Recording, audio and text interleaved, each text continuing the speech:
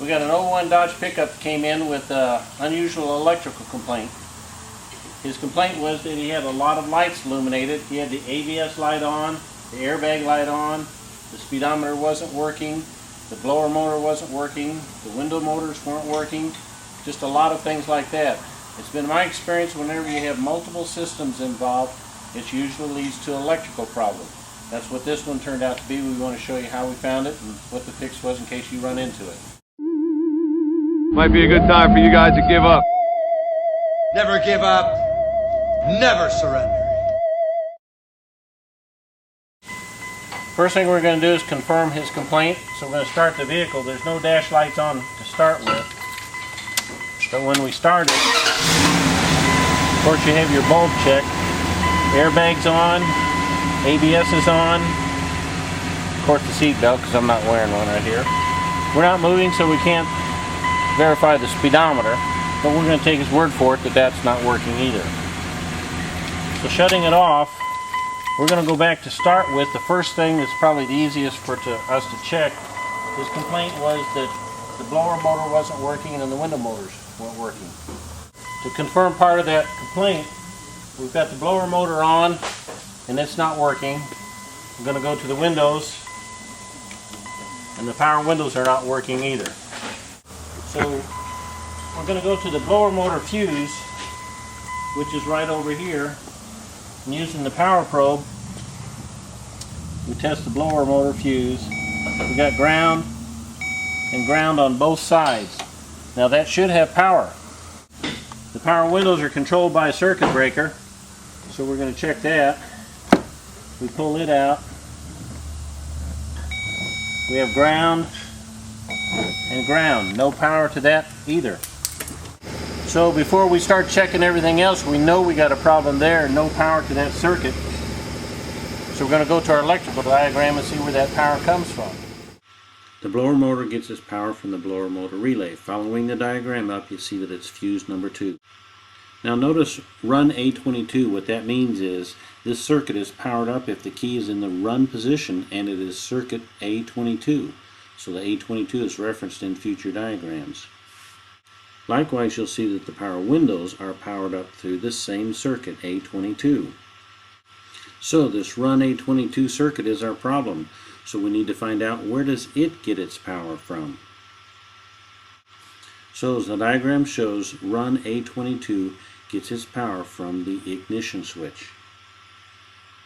Now study this diagram closely and you'll see the ignition switch in position 2 powers the circuit A22. Looking at the wiring diagram, we see that the power there comes from the ignition switch. So we've gone ahead here and taken the panels off that we can get to so we can test that. And one thing I want to tell you, it's a mistake I've made many times too when I first started. They've got some type of a aftermarket alarm system in here. And it's easy to say, oh well, somebody who installed that made a mistake and that's what the problem is. Truly it could be, but I'm not so sure we should jump to that conclusion right away. So we wanted to just assume that that was okay and rule out the other things first. So when we take the panel off here to expose the ignition switch, which is a pretty easy access down here, almost immediately we could see our problem.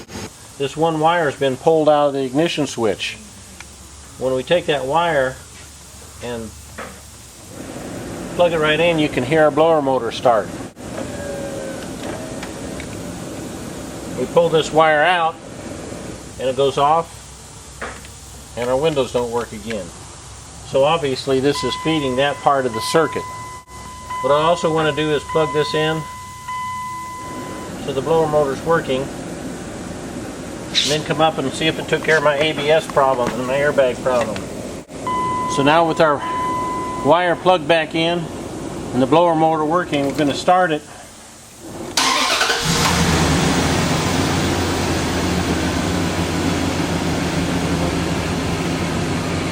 And you can see our brake and airbag and ABS lights are off. But if I happen to reach down there and pull this wire out, the blower motor will stop. ABS light and airbag light will come back on. So clearly this is the problem. Okay, so in order to make this repair, we're going to use our terminal tool probe and push it in here and push that terminal connector out of the wiring connector.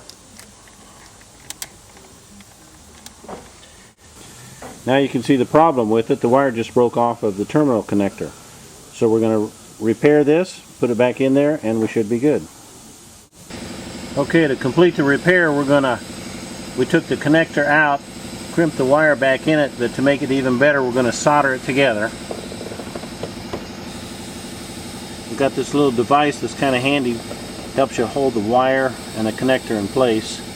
Get it all lined up, and then you can use your soldering gun.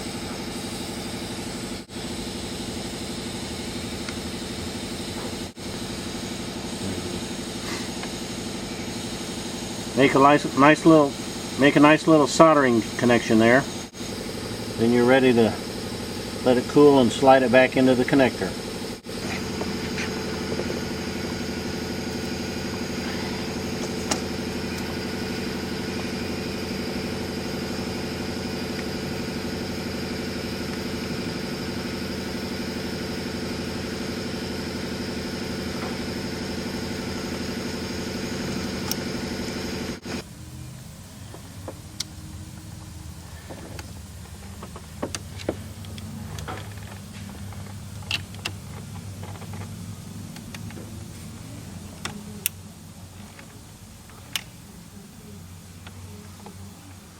Everything should snap back in place when it's in correctly.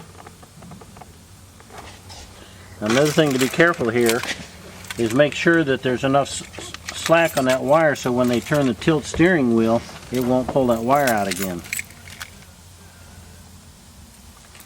Then we turn the key on.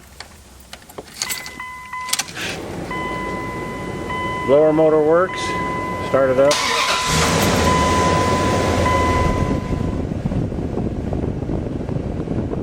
Dash lights go out. Window goes up and down. Everything's fixed. Now we didn't use the scanner on this. I knew there were going to be a lot of codes, but you do need to get your scanner out and clear all the codes after this repair because all those circuits were involved, and I can guarantee you there's going to be codes in the computer. Oh, Magoo, you done it again.